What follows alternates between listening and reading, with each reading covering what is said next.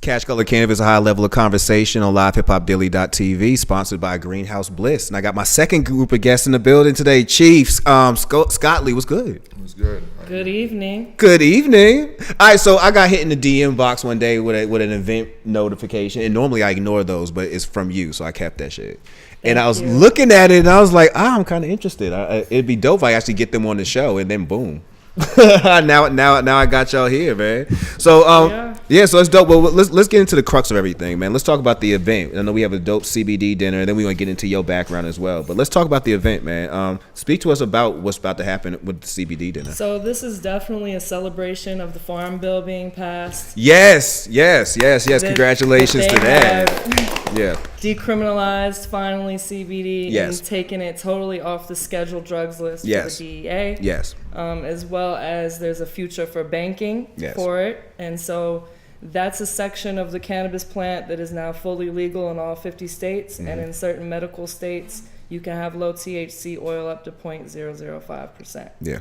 So, and then leading into our own, legalized situation here in Georgia, this is a preemptive strike to destigmatize the non-psychoactive part of the cannabis plant that is legal, to allow for legislators, people that are doubters, people that don't even understand or aren't educated, to become familiarized on an upscale level, providing them with a great experience that they can take away from it not being associated anything negative whatsoever that they might have connotations of. And that's positive, especially when you say this is almost you're paying homage to the Farm Bill passing.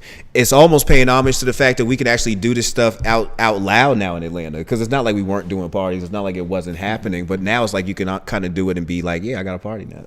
On the mainstream. Yeah, on the mainstream level, man. In Forbes magazine. Yeah, man. Yeah, crazy. Man. Yeah, so that's crazy. So how did the concept come about? Like, and what made you feel like this was the perfect time to start to jump that off? So, of course, like you said, it's been happening. Yeah. But I wanted to take this to a new level and raise the bar and be able to make it mainstream for everyone and be able to promote it on a whole nother level. Yeah. And so we had been talking for at least a year about doing this, and so over a year. Yeah, really, yeah. And I was just like, okay, especially after last year, I've sacrificed enough, and it's time to go ahead and do something that I'm not afraid of doing, and to take it to the next level from my own personal standpoint and for the culture. Awesome. And you got an amazing chef connected with you, man. Scotley, how you doing? Am I saying your name properly? Yes. Scotley, how you talk to us about how you got connected here? So me and Chief, we got connected through a mutual friend. You know what I mean? One day he was just like, yo, she was talking about food pairing and, the whole CBD, so on and so on and so on. And, I know this dope chef. We used to work with each other at Ormsby's. And right there and then we just connected because we just was on that vibe. Chief, probably just as much as I do, and she had this dope concept that she came up with. And, I was a true believer of it, but, I've been an executive chef at, Five Church, sous chef at South City Kitchen, executive chef at Ormsby. So my daily process and functions was it was too hectic to really make it happen at that time. Okay, but now your schedule has cleared and you ready to go out. Now I'm all on my own, building my brand. Right now I got my chef pop-up, Scotch Yard. Okay. So you can catch me all through the city. That's what's up, man. And I kind of want to get into you because Hell's Kitchen and all that. I was like, bro, that's crazy as hell. So, speak to us about Hell's Kitchen briefly. Like, what was it like being on the show? One thing, Chef Gordon Ramsay, he's a god. That dude right there, everybody's like, oh, how can you deal with him? He's an asshole. Nah, he's passionate. I can understand somebody like me because I put my blood, sweat, and tears into my craft. So it's crazy. It was like 200 degrees in the freaking kitchen. We lived in a like an old warehouse, Costco warehouse, but it was decked out, built into a restaurant, dormitory. It was just you know, chefs being chefs and cameras on you at all times. That's crazy. You was cut off to the world. Look, he's tough, man. Don't make no bad risotto. Like I've seen that show enough. Like that risotto, he be serious about that. That risotto was garbage. The wolf come out. Boy, look, don't make no bad risotto on his time, man. What did you take from that show? Like, what did you feel like doing the show helped you? I guess help build you up as a chef, or what did you take away from that? What I learned from that show was, you know, not to let anybody get under your skin is what I did. You know what I mean? I'm passionate. I'm a leader, and I take my work serious. But I let people get under my skin, and it doesn't end in the best results. So that was the main thing that I learned from that. Besides, you know, just perfecting my craft even more. Bro, you know, in being a chef and dabbling in food, and it's almost like the conversation we just had with Keisha when it comes to conversations we don't have in the inner city. We don't discuss sex, and we don't discuss any occupation that's not athletics or entertainment. Exactly. How did you find yourself being openly cool with being a chef and dealing with food as a black male growing up? So, you know, like you said, it's all about the culture. You know, my style is different. My style is not your typical white coat chef, which, you know, not everybody agrees to that. But, you know, I am who I am. That's why I'm where I'm at right now. Yeah. You know, I've done it. I've done it all, you know. Been locked up. We talked about that. I had to, you know, figure out my niche, what I wanted to do in life, you know, in which I thank God that I've learned from young. You know, I've always loved to eat and cook. You know, always experimenting with food. Yeah. You can ask my sister, 12 years old, just buying cooking wine from the store and, you know, buying that frozen pack of stir-fried chicken. How quick did somebody say, you drinking wine in this house? Like, I know you ain't cooking. You know what I mean? So, you know, I just took a liking from young. Yeah. I'm Jamaican, you know, background. So, you know, we deal with a bunch of food. Oh, and y'all been working since you were 5. People think Jamaica's been working, buddy. So, you know, I've moved down to Atlanta. I'm originally from New York, the Bronx. Okay. Moved to Atlanta. I was waiting for you to say the Bronx. For the Bronx. Uptown, baby.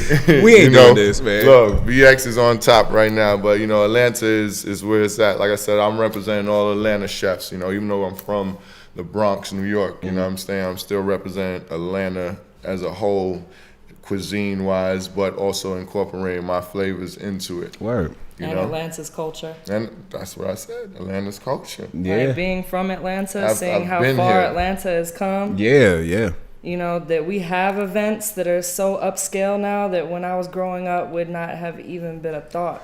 And that's, you know, it's crazy to say that. Like we were talking earlier about that Atlanta, when it comes to art and entertainment and film, it's almost like you're watching a new black renaissance. Yep. And part of that is food. You know what I'm saying? And you, like you had mentioned, we are watching events, and I'm watching people curate events around food, and not all of them are CBD products, but just watching people create events, and I'm like, wow, like I never would have thought about doing any of this. You know what? I would never have thought there would have ever been an audience for any of this. Yeah. So it's dope to see that. Y'all have found an audience for the event that you have, clearly. You know, so for the audience, for the people who will be coming, what can they look out for as far as well, for one, the meals, like what would they be able to eat on, and what's the vibe that's going to be like what should they expect? So, you know, like I said, we're gonna have a party vibe. But it's still sexy. 5 courses, incorporating with my flavors. You're gonna have vegan options along with, you know, what I'm showcasing the menu tomorrow, so I don't even want to give it up right now. Not giving it up right now. Because, you know, we want... of course, terpenes, which are a huge part of what we're going to be showcasing and educating people on. Because how many people do you know that when you mention terpene, they don't know what it is? Not at all. They think it's turpentine or something. You know what I mean? Like they'll go to another level with it. So much less flavonoids. Look, when you ask people, even when we were discussing last week with Dr. Dawson about cannabinoids, you know, and I was telling her, I was like, for something that's involved in your body, why are we not teaching it in schools, in medical schools? And she told me the process, it'll take about another 2 decades for them to even introduce that. It's crazy. Yeah. I mean, our textbooks have never been accurate. Look at Native American history and how it got written out. But anyway, from the whole thing of terpenes, we want to make sure that when people leave, they have at least a basic understanding of what CBD is, what terpenes are, and how they can affect your body. Because you got CBD, Yeah. you got the multiple different versions of CBD. We know about all the THC versions, but for this, we're just showcasing CBD only, and then the terpenes and all of that. So we know that terpenes are the spice of life. That CB1 and CB2, The spice of life. CB1 is literally used throughout your entire whole endocannabinoid system. So we want to make sure that we educate people. You're right, there are tons of doctors, nurses that have never even heard of the endocannabinoid system. And that's sad, because for our organs and our whole entire body to have a lock and key, how do you fight the laws of nature with the laws of man? And so what supersedes that? Okay, the laws of nature all day long, right? All day long. So hands down, I know what I'm doing is not wrong. I know I'm not a criminal, quote unquote, and this is definitely going to be a great experience. It's going to be safe access for the people, Bringing it for to the the mainstream. patients. We're going to have several people that have survived cancer at the event. So people that really know what the struggle is and how much sacrifice it takes to even have something like this occur, and that we're doing it inside the lines and not outside the lines. That's great. And the educational component is needed, because like you mentioned, like a lot of people go around, and especially with CBD right now, like you'll walk into gas stations. I run at 5 Points. You'll walk around 5 Points, and almost every little hood store down there will have packs of CBD products. And it's dangerous. Yeah, and it's like people are just now jumping on what they're hearing is, okay, well, this is now heroin. legal. They did a test and they found heroin in some of those products. Oh, I tell people I don't buy So anything out of 5 if it's Points. not lab tested and Yeah. you know that it's not clean medicine, which is what I'm a huge proponent of, clean medicine and quality control is top above anything else. So when we talk, I was going to ask this too. Are there going to be? I know everything is going to be infused. Are there going to be any virgin options? Like if somebody wanted to come and they were just interested in learning more about CBDs and learning more about terpenes, and they still want to involve themselves in the event, will they be able to eat something that's not infused? We didn't offer any non-infused options. Oh, you could. I'm pretty sure most people go in there for the infused. I was just curious if that was going to be an Why option. come if you don't Actually, want the answer is that no. curation? Yeah, I'm pretty sure most people are coming for the fun. And then Like we they're coming also- for the spice of life. Exactly. That's what's up. So, so when you looking forward to this event, like, is there anything that you're more like excited to present to people as far as food wise? Like, is there? You can't give us away the meals. You can't give away the menu yet. Yeah, Man, you can give away. Like, I had somebody last week talk about Meek Mill and Nipsey Hussle's album. Like, you can give away something. All right, so for my entree, I said from my rib. Okay. So I'm using a smoked rib cap from a ribeye, in which I'm a sous vide, using that cannabis butter, not CBD butter. Okay. Sous vide, like that's sous vide. So slowly cooked, melting like butter, along with what else do I have on it? I forgot. I have to look. See, but you know what's real? This is a chef right here, because a chef will describe something so well. Be like, all right, let's go. Let's go. The man said sous vide. I don't even know what that is. You know what I'm saying? But I'm ready to eat something. Yeah, it sounds great. So we're going to have also downstairs, with the party, curated cocktails along with it too. Light snacks, CBD dab bar. Oh. We've actually got 2. 2 dab bars. Yep. I've never, so CBD dabbing. I've never, It's cool. You've never done it? I'm the last person to dab. Like, for some reason, it scares the mess out of me. You even dab, bro? I've done twice. I'm not 2 times. I think one of the times was you. I want to say one of the times was you gave me one. Nah. It had to. I feel like when it was I feel like it was either Thanksgiving or it was around that time. Either you or Stanley. I know I've had one before, and I had one about a couple of weeks ago. And I don't know. I feel like I'm not either inhaling fast enough. Dab bar attendant? Oh, I don't know what you're talking about. Sorry. It was CBD. It was all Right. legal. Yeah. Oh yeah. CBD. True. Yeah, it was That's CBD. what it was. If anything, but again, I'm not a dab person. CBD dabbing does really affect you. At Culinary and Cannabis, I recently attended. C Phoenix manned their dab bar. And, I was skeptical as well. It's just a placebo. It's not really going to affect me. Yeah. It relaxed me. I was kind of tensed up. You know how you get during events or any productions.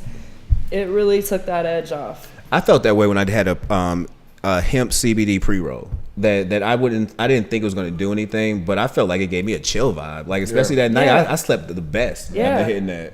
And then we got dope strands. minerals coming, so there's gonna be massages on deck where they have a magnesium product, so that helps with sleep.